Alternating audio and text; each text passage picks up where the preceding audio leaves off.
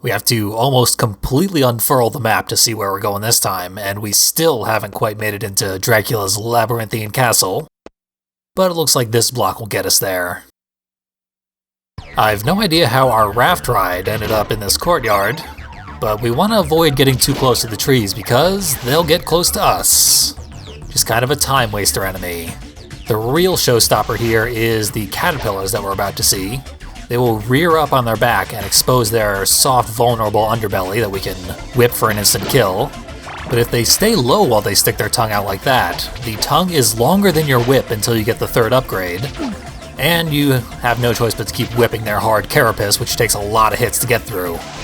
You can also do a leaping downward strike to get an instant kill on them, but it is fairly difficult. Thing is, they will only do that low strike on hard difficulty. So I was just showing it off. I don't actually want to play hard difficulty. Now we're back on normal, where things are trivialized by easy, predictable enemy patterns. This section really reminds me of Stage 3 of the original Splatterhouse, actually. In fact, this whole game kind of reminds me of classic Splatterhouse, with the slow, deliberate attacks, and the occasional focus on platforming to break up the monotony. This series just has itself a gothic horror theme, to replace the 80s slasher horror theme of Splatterhouse. Anyway, giant eagles are airlifting hobbits onto us. I think Gandalf might be selling trade secrets to Dracula. Just gotta whip every flea man the second they land, because once 2 or 3 get on screen, your life will be a nightmare. It's hard to recover from that.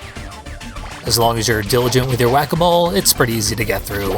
Just a cute little reference to Castlevania 1. Then we come to this fountain with deadly bubbles. Probably doesn't seem like much of a threat, but any hit Simon takes will deal the same amount of damage regardless of the source. And as of this block, that is now 2 points of damage per hit. It scales up periodically throughout the game. In this run, we will see it scale up one more time to 3 points per hit. And on Original and Hard mode, you will see it scale up all the way to 4 towards the end of the game. You only have a max of 16 HP, so 1/4 of your health bar per hit gets pretty deadly. We had ourselves a safe introduction to these statue archers. And we could ignore these ones as well. There's only one that you're required to kill to get through, or damage boost through, I guess. But there's a reason to kill these ones on the upper level here. Didn't just put this staircase here for no reason. Simply walking over the spot where that second archer is perched summons a glowing money bag worth 1,000 points. No ducking required. And just to show it off, the caterpillars have the ability to very slowly turn around and try to chase you. It's adorable. And now we're on the second stage, which is full of mud and frogs, which you can safely ignore. You can also ignore these platforms, but if you choose to climb them, there is a hidden cross pickup all the way at the top.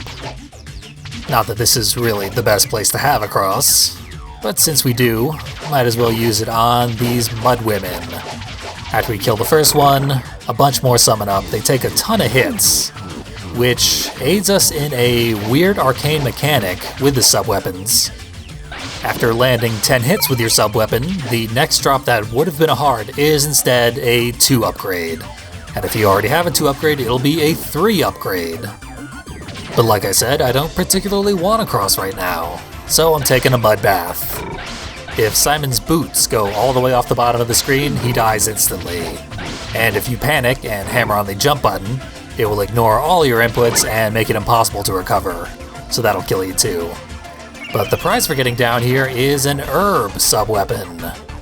It's quite unique in that it does not appear in any other Castlevania game, nor anywhere else in this game except as random enemy drops. Then we've got this building that is willing to destroy itself to let you inside, and suddenly we're in the ice level. Oh, and as for what the herb does, it recovers 6 HP at the cost of 10 hearts. So finally, people can use hearts to recover HP as they have probably been expecting to do since the very first Castlevania game. You almost get as much health per use as a meat pickup. Those give you 8 HP when you find them. So it's pretty powerful, and we just found 10 hearts and random candles, enough for one more use. There it goes, and now it's replaced. Maybe we'll see it again later, but there is no guarantee. So, obvious crusher in front of us, covered in blood. You want to be careful to avoid the spikes on top while you're jumping, because if you bump into them even 1 pixel, you're dead. Then there's the Muncher Pit, where you have to bait out an attack and then either kill it or jump over as it retracts. Because if you try to run past, it will hit you, then you will slide into its pit and die instantly. There's all sorts of assorted heroes frozen in the ice. The only one we could free was a single flea man who died instantly from not being able to fit into the 1 block space. It does foreshadow this little section where you have to break the blocks in order to climb through, and some of them have flea men inside. Easily dealt with by stopping time with the stopwatch. The stopwatch does work on some of the bosses, but not all of them, so you probably should not rely on it for such purposes. Got more frozen people, including what appears to be Nosferatu frozen in carbonite in the background there. Underneath the stairway to progress is a whole bunch of prizes, including a better subweapon, and a knife just beyond it. Seems like a trick to stick those who just randomly open all the candles and grab everything inside with a knife instead of a cross, but secretly we want the knife. We'll see why shortly. And underneath this staircase, we got that block right above me.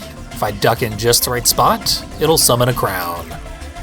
But actually getting to that crown is virtually impossible. I got close enough that I imagine it has to be doable, but that skeleton has to be very cooperative. Off in the distant background is a very nice statue of Baphomet, which makes for some cool set dressing for our boss fight.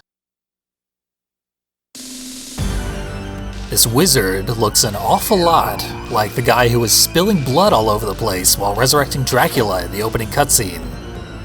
I found a video of Slowbeef playing through this game, and he speculated that that guy might be Shaft from Symphony of the Night. Now, Shaft made his debut in the game Rondo of Blood, which was released 3 months after this game.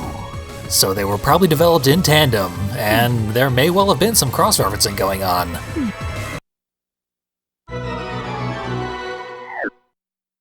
I allowed myself a death there because the wizard has a bunch of spells that he refused to show off in that first fight.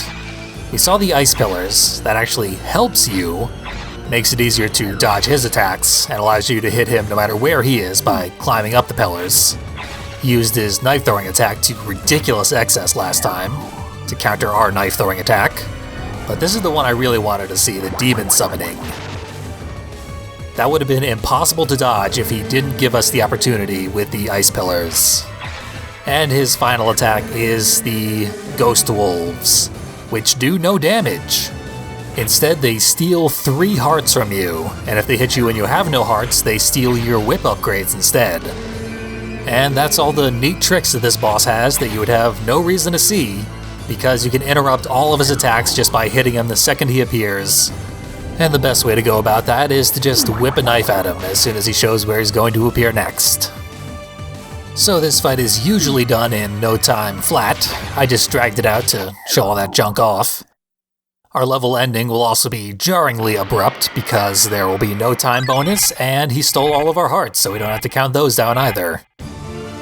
All that's left is the original mode music, which is a jazzy little earworm that I had stuck in my head for a week.